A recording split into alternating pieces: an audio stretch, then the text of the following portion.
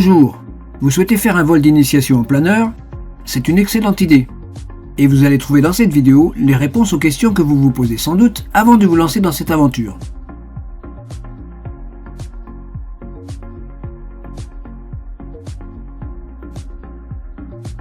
Le planeur, c'est la quintessence du vol. Et vous saurez tout ce qu'il faut savoir avant de faire ce vol en planeur, qui est le vol pur et majestueux par excellence. Alors, quelles sont les périodes favorables pour faire un vol d'initiation en planeur? En plaine, l'activité vol en planeur est saisonnière, car elle nécessite un ensoleillement minimum. Cette période favorable commence généralement en mars-avril et se termine vers la fin septembre, début octobre. Par contre, en montagne, il est possible de voler également l'hiver s'il y a une pente et du vent bien orienté. Quelle sera la durée du vol? En général, un vol d'initiation dure de 20 à 40 minutes. Pour rester en l'air, un planeur a besoin de conditions météorologiques particulières. Le vol à voile, c'est l'art de prolonger le vol plané. Et les principaux phénomènes qui permettent de prolonger ce vol sans moteur sont les ascendances thermiques, qui sont générées par le soleil qui chauffe le sol, ce qui conduit ensuite à un réchauffement par convection de la masse d'air qui le surplombe, et provoque des ascendances qui permettent au planeur de prendre de l'altitude. Il y a aussi les ascendances dynamiques, générées par le vent qui s'élève le long d'une montagne, et qui là aussi permettent au planeur de s'élever dans les airs.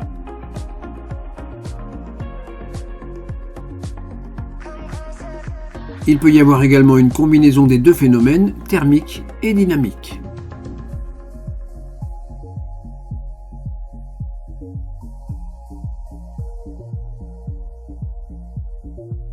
Si vous souhaitez avoir des explications plus détaillées sur les différentes façons de gagner de l'altitude en planeur grâce au phénomène atmosphérique, regardez les vidéos de la chaîne YouTube The Gliding Spirit, dont proviennent les quelques images que vous venez de voir. Vous trouverez le lien vers la chaîne dans le descriptif de cette vidéo. Comme toute activité qui s'exerce en extérieur, le vol en planeur dépend des conditions météo. Et dans ce domaine, rien n'est acquis d'avance, puisque le problème de la météo, c'est justement que ça dépend du temps. Alors méfiance, ce paramètre météo doit être pris en compte. Comment se fait la programmation du vol? Pour la bonne organisation des vols, il est préférable de prendre un rendez-vous avec quelques jours d'avance. Mais prévoyez un plan B, car il n'y a aucune garantie que le jour donné, le vol sera possible, les prévisions météo n'étant pas toujours très performantes. En général, c'est le matin du jour même que le chef de piste décide de la faisabilité ou non des vols d'initiation. Cela sera fonction des dernières observations et prévisions météorologiques et des éventuelles autres contraintes opérationnelles du jour. En ce qui concerne le terrain de Bunau-Bonnevaux, c'est le secrétariat qui vous contactera le matin pour vous confirmer ou non le vol et, en fonction, vous donner une heure de rendez-vous ou vous proposer une autre date si le vol n'est pas possible le jour même.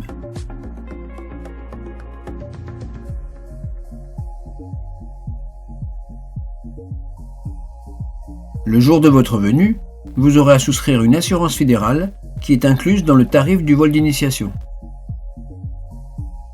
Y a-t-il un âge minimum ou des limitations physiques? Il n'y a pas d'âge minimum défini, mais l'emport d'un parachute étant obligatoire, c'est plutôt une corpulence minimum qu'il faut considérer. Il ne sera pas possible d'ajuster un parachute sur un enfant trop petit. En général, cette corpulence minimum est atteinte entre 8 et 10 ans.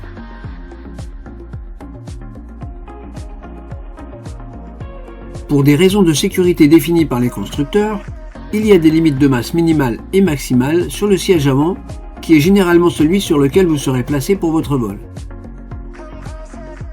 Ces limites sont variables et sont fonction du type de planeur. Mais les valeurs les plus courantes pour la place avant sont d'environ 70 kg minimum et 110 kg maximum pour une personne équipée, c'est-à-dire vêtements plus un parachute d'environ 7 kg. Pour des personnes très légères ou des enfants, il est prévu de pouvoir rajouter des gueuses pour arriver au poids minimum. Soit des gueuses de structure, qu'on fixe dans le fuselage, soit des gueuses coussins garnies de billes de plomb qu'on place sur le siège. Mais le nombre de gueuses est limité, et en dessous de 45 kg, l'enfant devra être installé en place arrière du planeur.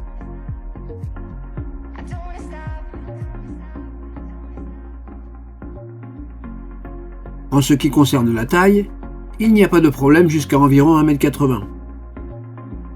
Au-delà, il faut signaler votre taille au club, car en fonction du type de planeur biplace utilisé, il se peut qu'il ne soit pas possible de vous installer à bord. Peut-on manger avant de partir en vol? Il n'y a pas de consigne alimentaire particulière à respecter avant un vol. Mais si vous êtes assez sensible en bateau, alors il peut être conseillé de manger un petit peu moins que d'habitude si le repas a lieu juste avant le vol. Faut-il un équipement particulier? Prévoyez des vêtements confortables pour être à l'aise. Pour vous protéger du soleil, il faut vous couvrir la tête. L'idéal est de vous munir d'un bob. Il vous protégera bien et ne masquera pas trop la visibilité du pilote qui sera placé derrière vous. Une paire de lunettes de soleil sera également nécessaire. Une casquette peut également convenir, mais elle ne doit pas avoir de bouton à son sommet. En effet, ce bouton peut endommager la verrière s'il vient à entrer en contact avec elle lors d'une éventuelle turbulence. Il faut également prévoir des chaussures qui tiennent bien aux pieds. Voici quelques types de chaussures à proscrire. Y a-t-il des consignes de sécurité particulières? Oui, mais ces consignes vont dépendre du type de planeur utilisé et de l'environnement du club dans lequel vous allez effectuer votre vol. Votre pilote vous fera donc un briefing adapté. Mais voici quelques généralités. La réglementation fédérale impose le port d'un parachute pour voler en planeur. Il faudra donc le mettre et l'ajuster correctement pour que les sangles soient bien serrées.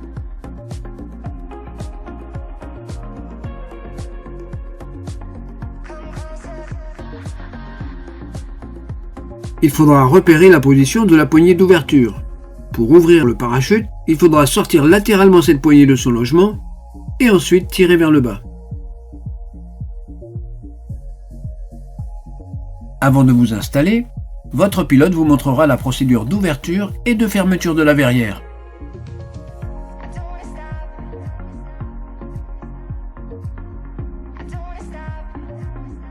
Ensuite, il vous aidera à vous installer.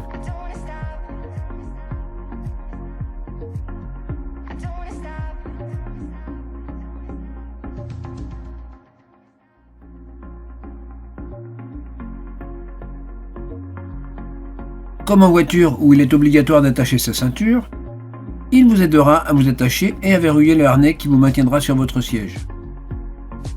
Le cas le plus classique est un harnais 4 points. Il faut d'abord serrer les sangles qui maintiennent le bassin, puis les sangles d'épaule.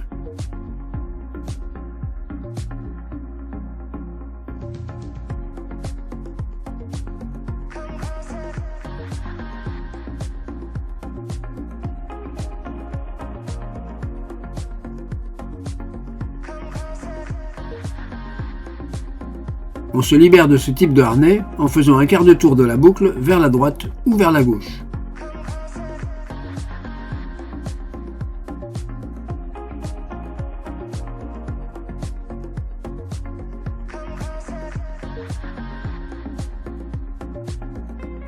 Pour le décollage et l'atterrissage, il est recommandé de placer ses mains sur la poitrine en tenant les sangles d'épaule, afin d'éviter de toucher une commande de vol.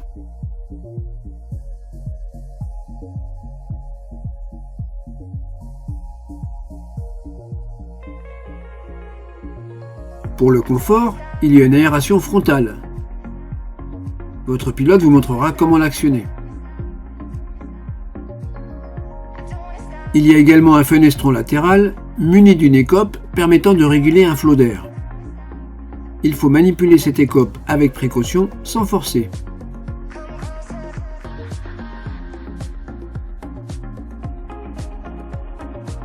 Votre pilote vous expliquera ce qu'indiquent les instruments, vitesse verticale, horizontale, altitude, etc. Il vous montrera à quoi servent les différentes commandes placées dans le cockpit.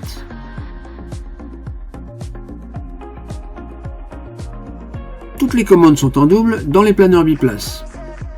Le pilote sera donc complètement autonome et n'aura pas besoin de votre intervention pour le pilotage.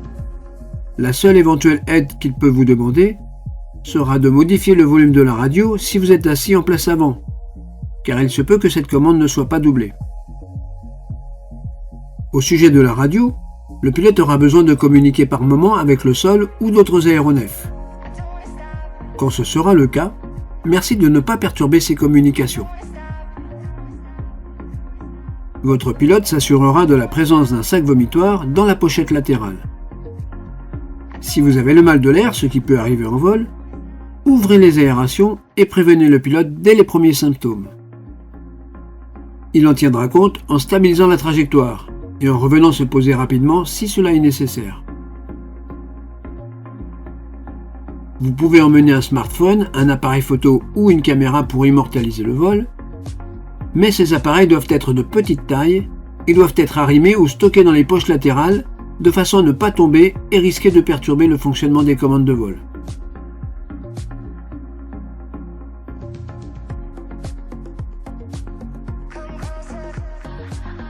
Après avoir pris connaissance de toutes ces informations, ce sera le moment de se préparer au décollage.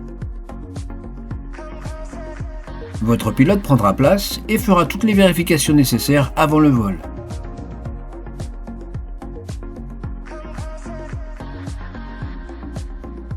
Il se servira pour cela d'une checklist spécifique, appelée le CRIS.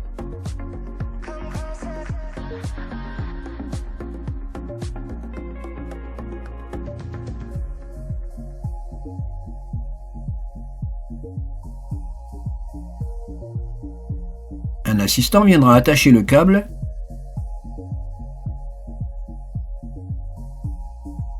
et faire lui aussi un certain nombre de vérifications.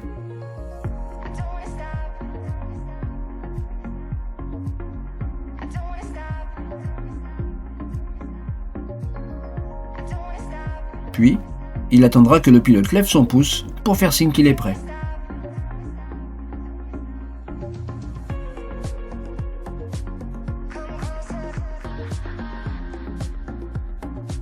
L'assistant lèvera alors l'aile et le décollage pourra avoir lieu.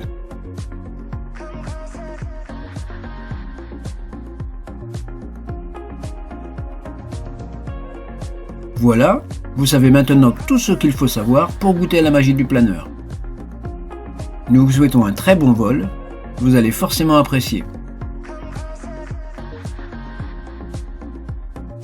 Tous les pilotes de planeur ont un jour commencé par faire un vol d'initiation et ont finalement décidé d'apprendre à piloter.